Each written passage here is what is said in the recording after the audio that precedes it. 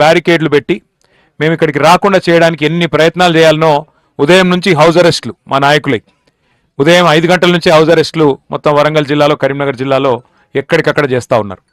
నేను అడిగిన మధ్యలో డిఎస్పీ గారు కనబడితే అడిగిన ఏముందండి మేమేమన్నా దాడి చేయడానికి పోతున్నామా, మేమేమైనా అప్రజాస్వామికమైన కార్యక్రమం చేయడానికి పోతున్నామా, దేనికి పోతున్నామో మమ్మల్ని ఎందుకు ఆపుతున్నారు ఏంటి అంటే మాకు తెలియదు సార్, పైనుంచి ఆదేశాలు వచ్చినాయి పోనీయొద్దని చెప్పిండ్రు, పోనీయం. అట్టెట్లా పోనీయరా, నేను ప్రజాప్రతినిధిని, ఒక ప్రధాన ప్రతిపక్ష పార్టీకి నేను వర్కింగ్ ప్రెసిడెంట్గా ఉన్నాను. మరి మా రైతులు ఇవాళ ఎల్ నీనో ప్రభావంతో వర్షాభావ పరిస్థితులతోని బాధపడుతున్నారు. అందరు కూడా వర్షాలు ఎప్పుడు పడతాయని బాధపడుతున్నారు. ఓ దిక్కు కింద నీళ్లు పోతున్నాయి గోదావరిలా, అది చూపెట్టాలి కదా మరి మా వాళ్ళకు. ఈ ప్రభుత్వానికి సోయి లేదు అంటే ఏం చేస్తాం సార్, మేము ఆదేశాలకు అనుగుణంగా నడుచుకునే ప్రభుత్వ ఉద్యోగులు, మాకు కూడా తెలుసు విషయం, కానీ ఏం చేయమంటారు సార్, మేము కూడా రైతు బిడ్డలేమే అని చెప్పి పోలీస్ అధికారులు స్వయంగా వాళ్ళు బాధపడుతూ చెప్తున్న మాటలు. ఇవాళ నేను మీ అందరినీ ప్రార్థించేది ఒకటే, ఇక్కడ మనం ఏదైతే ప్రాంతంలో కూర్చొని ఉన్నామో కాళేశ్వరం ప్రాజెక్టుకు మరి పునాది పడ్డ గడ్డ, ఎక్కడైతే కాళేశ్వరం ప్రాజెక్టు ప్రాణం పోసుకుందో ఆ ప్రాంతంలో మనందరం కూడా కూర్చున్నాం. అయితే ఇక్కడ మనందరం కూడా గుర్తుపెట్టుకోవాల్సిన అంశం ఏంటి అంటే, ముందుగా ఇవాళ నేను ఎవరినో నిందించడానికో విమర్శించడానికో లేదా ఎవరినో 4 మాటలని ఏదో ఒక రకమైన రాజకీయ కక్ష తీర్చుకోవడానికో నేను ఇక్కడికి రాలేదు. ఒకసారి తెలంగాణ నీళ్ల కోసం తల్లడిల్లిన విషయాన్ని మనం గుర్తు చేసుకుంటే ఎందుకు ఇవాళ మళ్ళీ కన్నెపల్లి దాకా మేమందరం మా పార్టీ నాయకత్వం మొత్తం ఇక్కడికి రావాల్సి వచ్చిన అవసరం వచ్చిందో మీకు అర్థమవుతుంది. ఈరోజు కాదు, తలాపున పారుతున్న గోదావరి నీళ్ల కోసం తెలంగాణ పోరాటం ఈనాటిది కాదు, దశాబ్దాలుగా మనం వింటూనే ఉన్నాం, పోరాటం జరుగుతూనే ఉంది. బాసరలో ప్రవేశించే గోదావరి నది భద్రాచలం దాకా 100 కిలోమీటర్లు అప్రతిహతంగా తెలంగాణలో పారుతానే ఉంటుంది. మరి బాసర టు భద్రాచలం గోదావరి ప్రవహించిన శతాబ్దాలుగా దశాబ్దాలుగా తెలంగాణ మాత్రం ఎడారిగానే మిగిలిపోయింది. పాడుకుంటా ఉండేవాళ్ళం చిన్నప్పుడు పాటలు, గలగలా గోదావరి తరలిపోతుంటేను అని. గోదావరి తరలిపోతానే ఉన్నది, వేల టీఎంసీల నీళ్లు సముద్రంలో కలిసి పోతానే ఉన్నాయి. కేసీఆర్ గారు అందుకే గులాబీ జెండా ఎగరవేసింది. రాష్ట్రం సాధిస్తేనే, మనం దేశాన్ని శాసించి రాష్ట్రం సాధించుకుంటేనే స్వరాష్ట్రంలోనే తెలంగాణకు గోదావరి నీళ్ళు వస్తాయని చెప్పి కేసీఆర్ గారు ఎప్పుడు చెప్తా ఉన్నమాట. అందుకే నీళ్లు, నిధులు, నియామకాలు అనే అంశం మీదనే మన పోరాటం జరిగింది. సమైక్య రాష్ట్రంలో న్యాయం జరగదు అని చెప్పి పోరాటాలు చేసి చివరికి తెలంగాణ సాధించుకున్నాం. మీ అందరికి తెలుసు, కానీ మళ్ళొకసారి గుర్తు చేయాల్సిన అవసరం ఉన్నది. తెలంగాణ భౌగోళికంగా చూస్తే ఇట్లా ఒక గుడిసె మాదిరిగా ఇట్లా ఉంటుంది. ఒక వరుస నుంచి గోదావరి 80-90 మీటర్ల కాడికెళ్ళి గోదావరి పోతా ఉంటుంది కిందికెళ్ళి. ఇంకో దిక్కుకెళ్ళి కృష్ణానది 110 మీటర్ల కాడికెళ్ళి కృష్ణానది ఇంకో కాడికెళ్ళి పోతా ఉంటుంది. మొదటి నుంచి సమైక్య రాష్ట్రంలో మనకు చెప్పిన కథలు ఏంటంటే, నీళ్లు కిందున్నాయి, భూములు పైనున్నాయి, మరి నీళ్లు పైకి రావాలంటే లిఫ్ట్ చేయడం తప్ప మార్గం లేదు అని చెప్పి మొదటి నుంచి మనకు చెప్తా వచ్చిన ముచ్చట. కానీ కేసీఆర్ గారు రాష్ట్రం సాధించడమే కాకుండా సాధించిన రాష్ట్రానికి మరి ఒక రైతు బిడ్డ, ఒక రైతు ముఖ్యమంత్రి అయితే ఏం జరుగుతుందో తన సంకల్ప బలంతో చూపెట్టిండు. నీరు పల్లమెరుగు నిజం దేవుడెరుగు అంటారు, కానీ నీరు పల్లమే కాదు, ఎగువకు కూడా పరుగులు పెడుతుంది, పైకి కూడా తీసుకుపోవచ్చు అని చూపెట్టిన నాయకుడు కేసీఆర్ గారు. తెలంగాణ రాష్ట్రం ఏర్పడంగానే ఒక యజ్ఞం లాగా, ఒక తపస్సులాగా దశాబ్దాలుగా దగాబడ్డ తెలంగాణకు నీళ్ళు ఇయ్యాలే, తెలంగాణ బీళ్లకు నీళ్లు మల్లాలే అని చెప్పి ఒక మహాయజ్ఞానికి కేసీఆర్ గారు శ్రీకారం చుట్టినారు. ఇవాళ మనం ఏ ప్రాంతంలోనైతే కూర్చొని ఉన్నామో, కాళేశ్వరం ప్రాంతంలో, కన్నెపల్లి ప్రాంతంలో, ఇక్కడ గోదావరి 80-90 మీటర్లు సముద్ర మట్టానికి పైన ఇక్కడ ప్రవాహం వారిది గోదావరి నది ఉన్నది. మరి ఇక్కడ నుంచి గోదావరి నదిని ఇక్కడ నుంచి ఒడిసి పట్టి ఒక్కొక్క బొట్టుని మరి పైకి అప్లాండ్స్ ఏవైతున్నాయో అక్కడ దాకా తీసుకొని పోవాలి అంటే మరి అద్భుతమైన లిఫ్ట్ సామర్థ్యం ప్రపంచంలో ఎక్కడ ఉన్నాయి అవన్నీ కూడా చూసి వెతికి పరిశోధించి ఒక బృహత్తరమైన ప్రణాళికకు శ్రీకారం చుట్టినారు కేసీఆర్ గారు. కానీ సిన్సియర్గా గత ప్రభుత్వం ఏదైతే తుమ్మిడిహెట్టి అనే ప్రాజెక్టుకు శ్రీకారం చుట్టిందో, ఆనాడు ఉమ్మడి ఆంధ్రప్రదేశ్లో కాంగ్రెస్ ప్రభుత్వమే ఉండే, ఢిల్లీలో కాంగ్రెస్ ప్రభుత్వమే ఉండే, మహారాష్ట్రలో కూడా కాంగ్రెస్ ప్రభుత్వమే ఉండే. 3 చోట్ల కాంగ్రెస్ ప్రభుత్వాలు ఉన్నా మరి తుమ్మిడిహట్టికి మాత్రం ఎన్నడూ వాళ్ళు ప్రయత్నం చేయలేదు. చివరికి ఒప్పందం చేసుకునే ప్రయత్నం, అంతర్రాష్ట్ర ఒప్పందం ఏదైతే చేయాలో ఒక అంతర్రాష్ట్ర ప్రాజెక్టు సంబంధించి ఆ డ్యామ్ హైట్ విషయంలో ఏదైతే ప్రయత్నం చేయాలో ఆ ప్రయత్నం ఎన్నడూ కూడా వారు చేయలేదు. చేసినట్టు నటించారు తప్ప ఎన్నడూ చేయలేదు.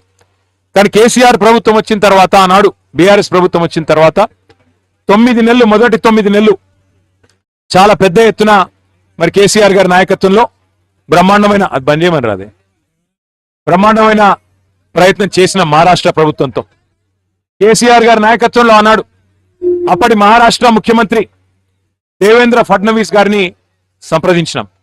అయ్యా 152 మీటర్లకు మీరు ఒప్పుకున్నట్టయితే మాకు మా ప్రాంతం మొత్తానికి కూడా లాభమయ్యే ఆస్కారం ఉంటుంది, కాబట్టి మీరు దయచేసి అంగీకరించండి అని చెప్పి వారిని పోయి పూర్తి స్థాయిలో ప్రయత్నం చేయడం జరిగింది. చేస్తే కూడా ఆయన స్పష్టంగా చెప్పినారు మహారాష్ట్ర ముఖ్యమంత్రి గారు, ఈ 152 మీటర్లు ఎత్తు పెంచితే మరి ముందు మునిగేదే నా ప్రాంతం, నేను ప్రాతినిధ్యం వహించే ప్రాంతమే మునుగుతుంది. నేను ఈ డ్యామ్ పెంచొద్దు, హైట్ పెంచొద్దు అని చెప్పి పోరాటాలు చేసిన నేను ప్రతిపక్ష నాయకుడిగా, ఇలా నేను ముఖ్యమంత్రిగా ఉన్నా కాబట్టి నా ప్రాంతం మునుగుతుంటే నేను ఎట్లా ఒప్పుకుంటాను మీరు అనుకున్నారు. సమస్యనే లేదు, ఒప్పుకునే పరిస్థితే లేదు. తుమ్మిడిహట్టి దగ్గర 152 మీటర్లు. అప్పుడు కాంగ్రెస్ ముఖ్యమంత్రి ఉత్తరం రాసిండు. ఆనాడు కాంగ్రెస్ ముఖ్యమంత్రిగా ఉన్న పృథ్వీరాజ్ చౌహాన్ గారు ఉత్తరం రాసినాడు ఆంధ్రప్రదేశ్ ముఖ్యమంత్రి కిరణ్ కుమార్ రెడ్డి గారికి, మీరు ₹1 ఖర్చు పెట్టినా అది వేస్ట్ అవుతుంది, మేము ఒప్పుకుంటలేము, అనవసర ప్రయాస చేయకండి, ఇది కుదరదు అని నిర్ద్వందంగా. ఆంధ్రప్రదేశ్లో కాంగ్రెస్ ఉంటుంది, మహారాష్ట్రలో కాంగ్రెస్ ఉంటుంది, ఢిల్లీలో కేంద్ర ప్రభుత్వంలో కాంగ్రెస్ ఉంటుంది, కానీ ఒప్పందం మాత్రం ఎన్నడూ కాలే. కాబట్టి యాక్టింగ్ బాగా చేసినారు. తుమ్మిడిహట్టి దగ్గర కడతాం అని చెప్పి టైంపాస్ చేసినారు, యాక్టింగ్ చేసినారు. తెలంగాణని మభ్యపెట్టే ప్రయత్నం కూడా చాలా పెద్ద ఎత్తున చేసినారు. ఇక 9 నెలలు ప్రయత్నించిన తర్వాత, ఎందుకంటే ప్రజలు మనకిచ్చిన కాలం 5 ఏళ్ళు, మరి 5 ఏళ్ల లోపల ప్రాజెక్టు కట్టాలే, తెలంగాణ బీడు భూములకు గోదావరి నీళ్లు రావాలంటే యుద్ధ ప్రాతిపదికన పనులు జరగాలి. ఇక మహారాష్ట్ర ఒప్పుకునే సమస్య లేదు. ఇక వాళ్ళతో పంచాయతీ పెట్టుకుంటే మళ్ళీ ఇది ఇచ్చంపల్లి మాదిరిగానే శాశ్వతంగా పెండింగ్ అయిపోతుందని చెప్పి కేసీఆర్ గారు ఒక జల దౌత్యం చేసి 148 మీటర్ల కాడికి ఒక ఒప్పందం కుదుర్చుకొని ఆ రోజు బేగంపేట విమానాశ్రయంలో దిగిన తర్వాత ఆయన చెప్పిన మాట, నా జీవితంలో తెలంగాణ సాధించిన రోజు ఎంతైతే సంతోషంగా ఉన్నానో ఇలా అంతే సంతోషంగా ఉన్నా అని చెప్పి కేసీఆర్ గారు ప్రకటన చేసి, దీంతో మనకు గోదావరి నీళ్ల మీద మనం ఎట్లంటే అట్లా చేసుకోవచ్చు, తెలంగాణ బీడు భూములకు నీళ్లు తీసుకోవచ్చు అని చెప్పి కేవలం 3.5-4 ఏళ్ల స్వల్ప సమయంలో, రికార్డు సమయంలో, ఎందుకంటే ఒక దిక్కు అప్పటికే పోరాటాలు జరుగుతున్నాయి, శ్రీరామ్ సాగర్ ఎండిపోయే పరిస్థితి వచ్చింది. శ్రీరామ్ సాగర్ పైన మహారాష్ట్ర బాబ్లీ ప్రాజెక్టు కట్టిన తర్వాత శ్రీరామ్ సాగర్కి నీళ్ళు వచ్చే బంద్ అయింది. అట్లాగే ఇక అమ్మ తెలంగాణ మా ఆకలి కేకల గానమాని కవులు పాటలు రాస్తున్నారు, పల్లె పల్లెనా పల్లేర్లు మరిచే మా తెలంగాణలోనా అని చెప్పి మరి ఆ రోజుల్లోనే పాటలు కవులు రాస్తున్న పరిస్థితి. అటు తెలంగాణలో, ఇటు మహారాష్ట్రలో, అటు కేంద్రంలో కాంగ్రెస్ ప్రభుత్వం ఉన్నా తట్టెడు మట్టి తీయలే. తుమ్మిడిహట్టికి ఎన్నడూ కూడా ఒక అడుగు కూడా ముందుకు పడలే. వాస్తవం ఏంది అంటే ఇవాళ ప్రాణహిత కుదరది, ఇంకా ప్రాజెక్టు కుదరది, ప్రాణహిత చేవెళ్ళ అనేది కుదరది, తుమ్మిడిహట్టి దగ్గర ఆ పరిస్థితి లేదు అని ఖరాఖండిగా మరి అధికారులు చెప్పిన తర్వాత, మహారాష్ట్ర ప్రభుత్వం ససేమిరా అన్న తర్వాత సెంట్రల్ వాటర్ కమిషన్ పెట్టి మరి వ్యాప్కోస్ అధికారులు, కేంద్ర ప్రభుత్వ అధికారులు వాళ్ళందరినీ సంప్రదించి ఇంజనీర్ల సూచన మేరకు బెస్ట్ పాయింట్ ఏంటిది, బెస్ట్ పాయింట్ అంటే ఎక్కడ ఏ ఎండల్లోనైనా, ఎంతటి కరువులోనైనా, ఎంతటి కాటకం వచ్చినా, ఎంతటి ఉపద్రవం వచ్చినా, సూపర్ ఎల్ నినో వచ్చినా బెస్ట్ పాయింట్ ఏది నీళ్లు పట్టేందుకు అంటే, సార్ ప్రాణహిత గోదావరి కలిసినాక కాళేశ్వరం పాయింట్ ఏదైతే ఉన్నదో అక్కడ ఎప్పటికీ నీళ్లుంటాయి, మీకు ఎంతటి కరువు వచ్చినా నీళ్లుంటాయని చెప్పి చెబితే ఆ రోజు మరి పెద్దలు ఇంజనీర్ల సూచన, జియాలజిస్టుల సూచన, సెంట్రల్ వాటర్ కమిషన్ సూచనతోని కేసీఆర్ గారి నాయకత్వంలో మనం ఆనాడు కాళేశ్వరం ప్రాజెక్టుకు ఇక్కడ భూమి పూజ చేసుకొని మేడిగడ్డ, ఈ కన్నెపల్లి పంప్ హౌస్తో, లక్ష్మీ పంప్ హౌస్తో మేడిగడ్డ దగ్గర మనం బరాజ్ కట్టుకున్నాం. ఈ నీళ్లను ఎత్తిపోసే ఒక మహాయజ్ఞానికి శ్రీకారం చుట్టినాం. మహారాష్ట్రకు పోయి స్వయంగా ఒప్పించి మెప్పించి కేసీఆర్ గారు స్వయంగా కష్టపడి ఆ ప్రభుత్వంతో ఒక అంగీకారం కుదుర్చుకొని మరి ఎంత వేగంగా కట్టినారు ఈ ప్రాజెక్ట్ అంటే మీకు చేసే ఐడియా కోసం చెప్తున్నా, ఎవరినో కించపరచాలనో ఎవరినో విమర్శ చేయాలనో కాదు. మన పక్కన ఉంటుంది ఆంధ్రప్రదేశ్ రాష్ట్రం. ఆంధ్రప్రదేశ్ రాష్ట్రంలో నేను పుట్టక ముందు నుంచి, అంటే నాకు ఇంకా ఈ నెలల 50 ఏళ్ళు వస్తున్నాయి, నేను పుట్టక ముందు నుంచి వింటున్నాం పోలవరం ప్రాజెక్ట్ అని. అంతకుముందు సినిమాలలో కూడా ఉంటుండే, నేను 50 ఏళ్ళు 60 ఏళ్ళ కిందటి సినిమాలలో కూడా పోలవరం ప్రాజెక్టు గురించి ఎప్పటి నుంచో చెప్తా ఉన్నారు. పోలవరం ఒక గ్రావిటీ బేస్డ్ ప్రాజెక్టు, కిందికి నీళ్ళు తీసుకుపోయే ప్రాజెక్టు, గోదావరికి అడ్డం కట్టి కిందికి డెల్టాకు నీళ్ళు తీసుకుపోయే ప్రాజెక్టు. దశాబ్దాలుగా వింటున్నా పోలవరం కాలే, ఇంకా కూడా కాలే. 28లో అవుతుంది అంటుండ్రు, అవుతుంది కావచ్చు 5-6 దశాబ్దాల తర్వాత. 5-6 దశాబ్దాల నుంచి వింటున్నాం. రాజశేఖర రెడ్డి గారు వచ్చిన తర్వాత 2004-05లో పునాది రాయబడ్డది పోలవరానికి. 25, 21, 22 సంవత్సరాలు అనేట్టుంది ఇప్పటికి, ఇంకా పూర్తి కాలే. కానీ కేసీఆర్ గారి నాయకత్వ పటిమ, తెలంగాణకు మీద వాళ్ళకు ఉన్న కమిట్మెంట్ కేసీఆర్ గారికి ఏంది అంటే, కాలంతోని పోటీ పడుతూ 80 మీటర్ల నుంచి 620 మీటర్లకు నీళ్ళు ఎత్తిపోసే ప్రాజెక్ట్, గ్రావిటీ ప్రాజెక్ట్ కాదు ఇది. బాహుబలి మోటార్లు పెట్టి అద్భుతాలు చేసే ప్రాజెక్టుకు ఎక్కడ బెస్ట్ పాయింటో దేవులాడి, 9 ఏటి కింద ప్రాణహిత గోదావరి కలిసినాక ఎండల్లో కూడా నీళ్లు దొరికే ప్రాంతమైంది, కరువుల నీళ్లు దొరికే ప్రాంతమైందని దేవులాడి పట్టుకొని ఇక్కడ మనం ఎక్కడైతే కూర్చున్నామో అక్కడ ఈ ప్రాజెక్టుకు పునాది రాయేసిండు కేసీఆర్. ఇలా కొంతమంది మూర్ఖులు, నేను ఇక అంటే బాధపడతారేమో కానీ వాళ్ళు మాట్లాడుతుంటే బాధ అనిపిస్తూ ఉన్నది. ప్రపంచంలో అతిపెద్ద లిఫ్ట్ ఇరిగేషన్ ప్రాజెక్టు కాళేశ్వరం, భారతదేశంలో కాదు ప్రపంచంలోనే అతిపెద్ద లిఫ్ట్ ఇరిగేషన్ కాళేశ్వరం. అట్లాంటి కాళేశ్వరాన్ని కేసీఆర్ గారు 4 ఏళ్ల లోపలనే పూర్తి చేసిండ్రు. ఇవాళ అంత పెద్ద ప్రాజెక్టులో చిన్న చిత్కా ప్రాజెక్టు కాదు. ఒక కాళేశ్వరం అంటే మీకు చాలాసార్లు చెప్పినా మళ్ళీ చెప్తా ఉన్నా, కాళేశ్వరం అంటే ఒక బ్యారేజ్ కాదు, ఒక రిజర్వాయర్ కాదు, ఒక పంప్ హౌస్ కాదు, ఒక సబ్స్టేషన్ కాదు. కాళేశ్వరం అంటే ఒక మేడిగడ్డ కాదు, కాళేశ్వరం అంటే ఒక అన్నారం కాదు, కాళేశ్వరం అంటే ఒక సుందిల్ల కాదు. ఇక్కడ ఒక బ్యారేజ్ ఇక్కడ ఉంది, కానీ కాళేశ్వరం అంటే 3 బ్యారేజీలు, మేడిగడ్డ, అన్నారం, సుందిల్ల, 15 రిజర్వాయర్లు. ఏంటి ఉన్నాయల్లా, మా మిడ్ మానేరు, రాజరాజేశ్వర సాగరు, మలకపేట, లోవర్ మానేరు, అటు పైన రంగనాయక సాగరు, మల్లన్న సాగరు, అట్లాగే కొండపోచమ్మ సాగరు, గంధమల్ల, ఇట్లా 1-2 కాదు, బస్వాపూరు, ఇట్లా 15 రిజర్వాయర్లు ఉన్నాయి. 21 పంప్ హౌజులు ఉన్నాయి కాళేశ్వరంలో. అట్లాగే ఇప్పుడు సరస్వతి పంప్ హౌస్ లాగా, లక్ష్మీ పంప్ హౌస్ లాగా, పార్వతి పంప్ హౌస్ లాగా, ఇప్పుడు మనం ఎక్కడైతే కన్నపల్లిలో ఉన్నామో అది లక్ష్మీ పంప్ హౌస్. ఇట్లా 21 పంప్ హౌస్లు, 19 సబ్స్టేషన్లు, 203 కిలోమీటర్ల సొరంగ మార్గాలు, అట్లాగే 1531 కిలోమీటర్ల కాలువలు, 98 కిలోమీటర్ల ప్రెజర్ మెయిన్స్, మొత్తం కలిపి 141 టీఎంసీల సామర్థ్యం, ఏది స్టోరేజ్ కెపాసిటీ. మీకు ఒక చిన్న ఐడియా చెప్తాను, నేను ఒక చిన్న మాట చెప్తా. 9 ఏటి ప్రాజెక్టు ప్రాణహిత చేవెళ్ళ అని పెట్టినప్పుడు, 9 ఏటి దగ్గర సోర్స్ పెట్టినప్పుడు మొత్తం స్టోరేజ్ నిల్వ సామర్థ్యం ఎంత అయ్యా ప్రాజెక్టు అంటే 16 టీఎంసీలు మాత్రమే. దాన్ని 142 టీఎంసీలకు పెంచింది కేసీఆర్ ప్రభుత్వం. మల్లన్న సాగర్ భారతదేశంలోనే అతిపెద్ద artificial man made reservoir, 50 TMC కెపాసిటీతో కట్టిన రిజర్వాయర్ మల్లన్న సాగర్. ఇట్లాంటి ఎన్నో అద్భుతాల సమాహారమే కాళేశ్వరం. అందులో ఒక్క బ్యారేజ్లో 370 పైచిలకు పిల్లర్లుండే 3 బ్యారేజీలు కలిపితే ఒక్క బ్యారేజీలో 2 పిల్లర్ల కాడ కొంత కుంగుబాటు వచ్చింది. సరే, అందులో కూడా లంగతనం ఉందనేది మా అందరు అనుమానం. అందులో కూడా ఎలక్షన్ల ముంగటనే జరిగింది, కొంతమంది దుర్మార్గులు ఏదో చేసిండ్రు, ఎలక్షన్లు గెలిచేందుకు కేసీఆర్ను బద్నాం చేసేందుకని ఒక అనుమానం కూడా మాకున్నది.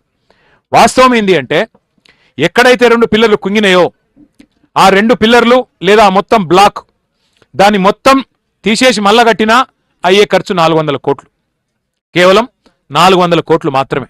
ఆ బ్లాక్ మొత్తం కట్టినా అందులో రూపాయి కూడా మళ్ళీ ప్రజల మీద పడేది లేదు.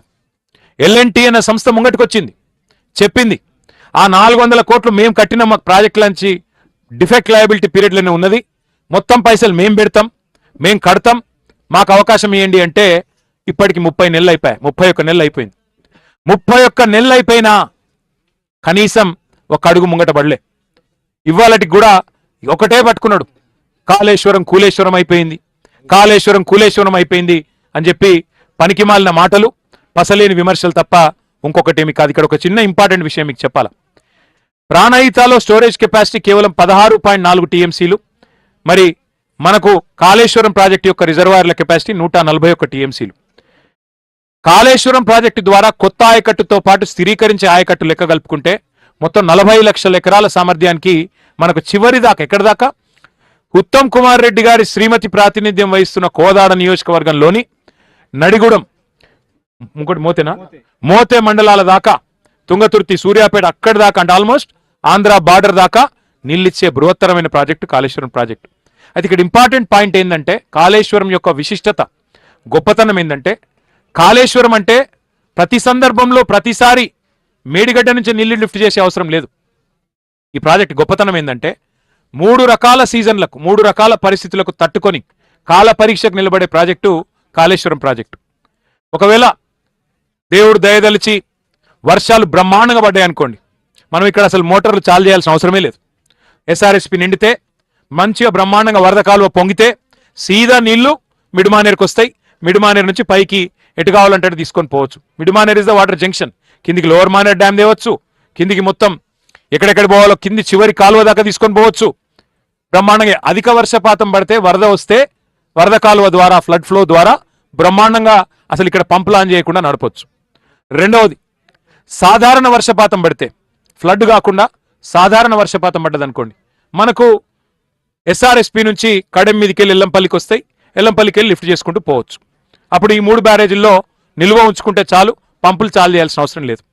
అంటే అధిక వర్షపాతం పడితే ఫ్లడ్ ఫ్లోతో నీళ్లు తీసుకోవచ్చు వరద కాలువతో, ఎస్ఆర్ఎస్పి వరద కాలువతో. సాధారణ వర్షపాతం పడితే ఎస్ఆర్ఎస్పి నుంచి కడెం నుంచి ఎల్లంపల్లి నుంచి నీళ్లు తీసుకోవచ్చు. అసలు వర్షమే పడలేదు అనుకోండి, ఈ సంవత్సరం లాగా వర్షమే పడలే, కరువు ఉన్నది, ఎల్నినో ఉన్నది, అయినా సిడబ్ల్యూసి లెక్కల ప్రకారం ఎక్కడ దొరుకుతాయి నీళ్లు తెలంగాణలో అంటే గోదావరి మీద ఇక్కడ. ఇప్పుడు ఎక్కడైతే మనం కూర్చున్నామో కన్నెపల్లిలో అక్కడ దొరుకుతాయి. ఇవాళ మీకు చూపెడుతందుకు వచ్చింది, మాకేమి పని లేకనో పొద్దుపోకనో కానే కాదు. ఇప్పుడేం ఎలక్షన్లు కూడా లేవు, మాకు వచ్చేదేం లేదు. రైతుల అవస్థలు చూడలేక కేసీఆర్ గారు మాకు ఆదేశం ఇచ్చిండు. అరే కింద నీళ్లున్నాయి, ఇవాళ ఈరోజు జూలై 5వ తారీఖు ఇవాళ మధ్యాహ్నం 3:30-4 గంటల ప్రాంతంలో నేను చెప్తా ఉన్నా, మీరు కావాలంటే అధికారులను అడగొచ్చు. ఇక్కడికి వచ్చినప్పుడు మేము అడిగినాం. ఇవాళ ఈరోజు ఇక్కడ 98,000 క్యూసెక్కులు అంటే దగ్గర దగ్గర 1,00,000 క్యూసెక్కుల నీళ్లు పోతా ఉన్నాయి కిందికి, సముద్రంలో వృధాగా కలుస్తా ఉన్నాయి. 1,00,000 క్యూసెక్కులు కిందికి ఉత్తగానే పోతున్నాయి. అంటే ఇక్కడ ఇవాళ మేడిగడ్డ బ్యారేజ్తో సంబంధం లేకుండా, మేడిగడ్డ గ్యారేజ్ గేట్లు దించే అవసరం లేకుండా ఇక్కడ కన్నెపల్లిలో ఇప్పుడు మేము చూసినాం, ఇప్పుడు అధికారులను అడిగినాం. కన్నెపల్లి పంప్ హౌస్ దగ్గర గేట్లు చూసినాం ఇప్పుడే మేము. కన్నెపల్లిలోకి నీళ్లు వస్తున్నాయి బ్రహ్మాండంగా. ఆ గేట్ కాడ నీళ్ళ ఎక్కడుంది, ఏ హైట్ దాకా ఉందని చూసినాం. 97 మీటర్లకు ఇలా నీళ్లు నిండున్నాయి.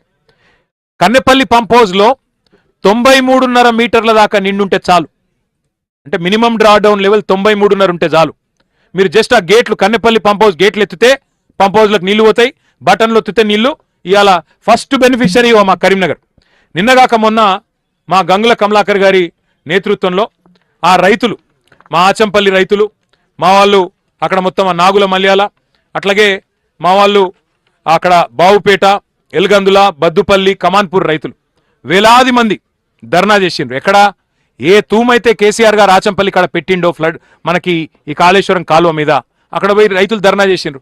అయ్యా కన్నెపల్లి కాడ నీళ్లున్నాయి, పంపులు ఒత్తండి, పంపులు చాలు చేయండి, ఆ గేట్లు ఎత్తితే చాలు నీళ్లు లోపలికి పోతాయి, పంపులకి వెళ్ళి నీళ్లు లిఫ్ట్ చేసి.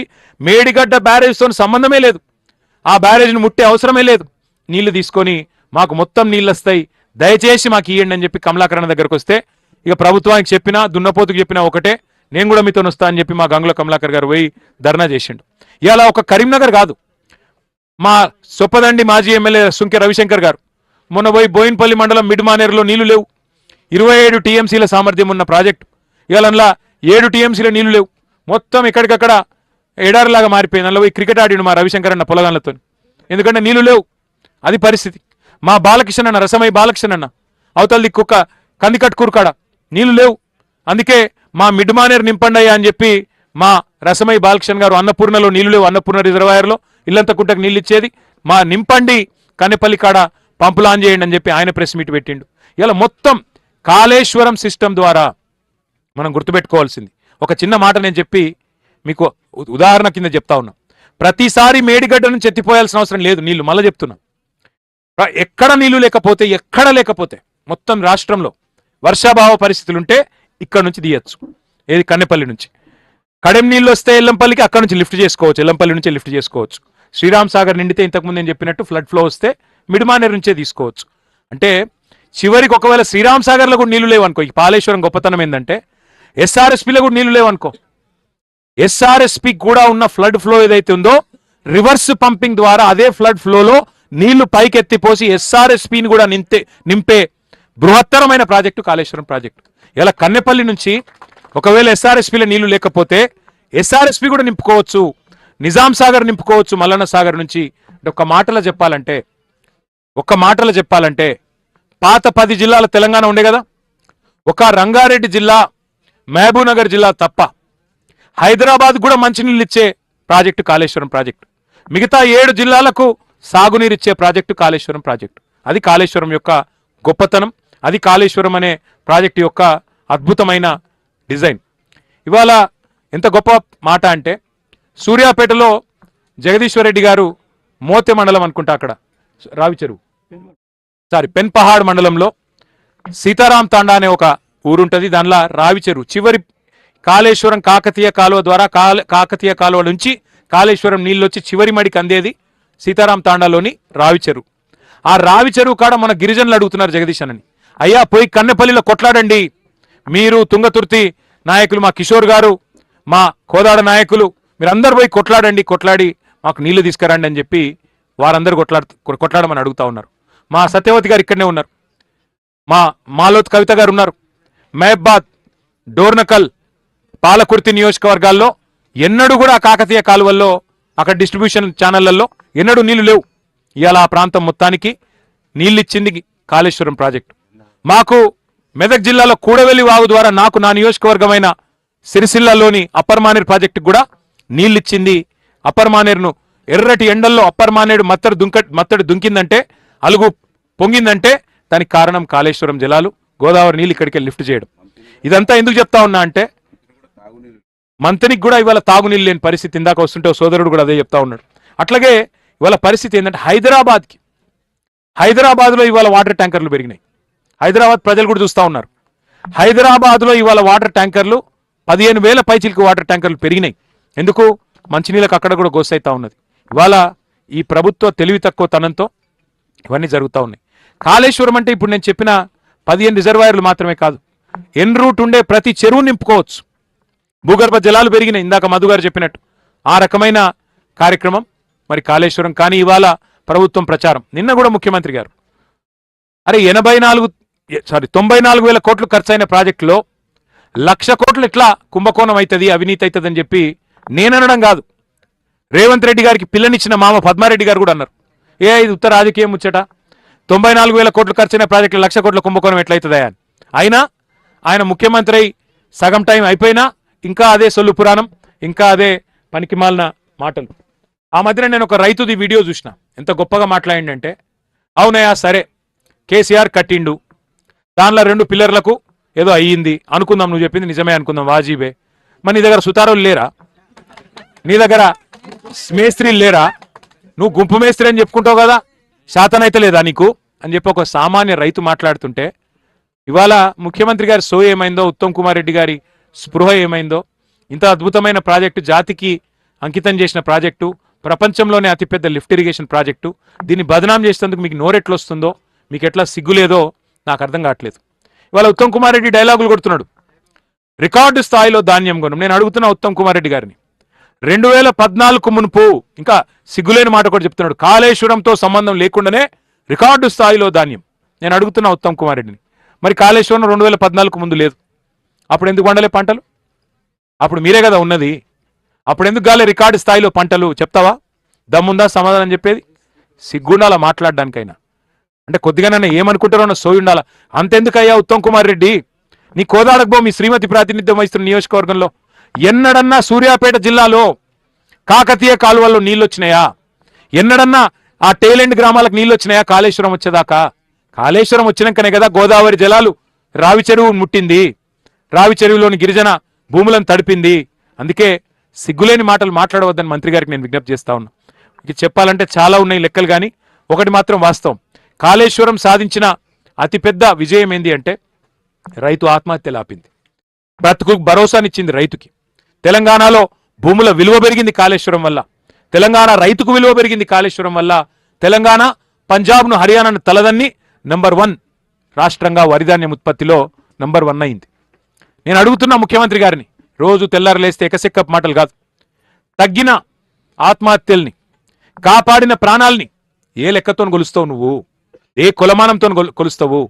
ఏ కాస్ట్ బెనిఫిట్ అనాలిసిస్తో చెప్తావు కాళేశ్వరం యొక్క ప్రయోజనం విలువ? నేను అడుగుతా ఉన్నా. మేము కూడా వస్తుగా మాట్లాడచ్చు ఇవాళ కావాలంటే. 2 పిల్లర్లు పడిపోతేనే నువ్వు ఏదో పడిపోయింది, ఆకాశం ఇది కింద పడ్డదన్నట్టు మాట్లాడుతున్నావు. మరి నీ అవినీతి వల్ల, నీ ప్రభుత్వ అసమర్థత వల్ల ఎస్ఎల్బీసీ టన్నల్ కుప్పగులలే, 8 మంది చచ్చిపోలే. సిగ్గుందా మరి నీ ప్రభుత్వానికి? ఎస్ఎల్బీసీ టన్నల్ కుప్పగూలితే 8 మంది అందులో కార్మికులు సజీవ సమాధి అయితే ఈ రోజుకు వాళ్ళ శవాలు కూడా తీయలే నువ్వు. మేమన్నామా మొత్తం కుప్పగూలిపోయిందని? ప్రమాదం జరిగిండొచ్చు. నీ అవినీతి వల్లనే జరిగిందో, నీ కమిషన్ల కకృతి వల్ల జరిగిందో, దేని వల్ల జరిగిందో జరిగింది. అట్లాగే సుంకిశాల రిటైనింగ్ వాళ్ళు కూలలేదా నీ ప్రభుత్వంలో? అంతెందుకండి, పక్క రాష్ట్రం ఆంధ్రప్రదేశ్లో ఎన్నిసార్లు కేంద్ర జలసంఘం కడుతుంది, ఆంధ్రప్రదేశ్ ప్రభుత్వం కాదు. కేంద్ర జలసంఘం కడుతున్నది పోలవరాన్ని. డయాఫ్రామ్ వాళ్ళు, కాఫర్ డ్యాంలు ఎన్నిసార్లు కొట్టుకొని పోయినాయి? 3 సార్లు కొట్టుకొని పోయింది. వాస్తవం కాదా? మరి దేని మీద ఉండదు? వట్టెం పంప్ హౌస్ మునిగినా ఉండదు, పెద్దవాగు ప్రాజెక్ట్ కొట్టుకపోయినా ఉండదు, ఎస్ఎల్బీసీ కుప్పగూలినా ఉండదు. ఎక్కడికెళ్ళి బీజేపీ వాళ్ళు మాట్లాడరు, ఎన్డీఎస్ఏ రాదు. ఒక్కటి మేడిగడ్డ మీద మాత్రం, కాళేశ్వరం మీద మాత్రం కక్ష. ఎందుకు? మోడీ గారు చేయలేని పని, దేశంలో ఎవరూ చేయలేని పని కేసీఆర్ చేసిండు. Largest project in the world's largest lift irrigation project కట్టిండు కేసీఆర్. 4 ఏళ్లనే కట్టిండు, దశాబ్దాలు తీసుకోలే మీ లెక్క. అది మీ దుగ్ధ. కేసీఆర్ మీద కక్షతో ఇవాళ రైతుకు శిక్ష వేసే ప్రయత్నం చేస్తూ ఉన్నారు. నేను గౌరవ ముఖ్యమంత్రిని, ఈ రాష్ట్ర ప్రభుత్వాన్ని, తెలంగాణ రైతుల తరపున కోరేది ఒకటే. కన్నెపల్లిలో ఇవాళ కళ్ళ ముందుకు నుంచే 1,00,000 క్యూసెక్లు నీళ్లు పోతున్నాయి. మీరు తప్పించుకోజాలరు. మీ బాధ ఏందో మాకు అర్థమైంది. ఏంటిది మీ బాధ? ఇప్పుడు కన్నెపల్లిలో పంపులు ఎత్తితే, ఆ గేట్లు ఎత్తితే నీళ్ళు వస్తాయి, మీకు కూడా తెలుసు. మీకు వారం రోజుల్లోనే అన్ని రిజర్వాయర్లు నింపే కెపాసిటీ ఆ పంపులకు ఉంది. బాహుబలి మోటార్లు పెట్టిండు కేసీఆర్. ఒక్కొక్క మోటార్ కెపాసిటీ 139 మెగావాట్లు.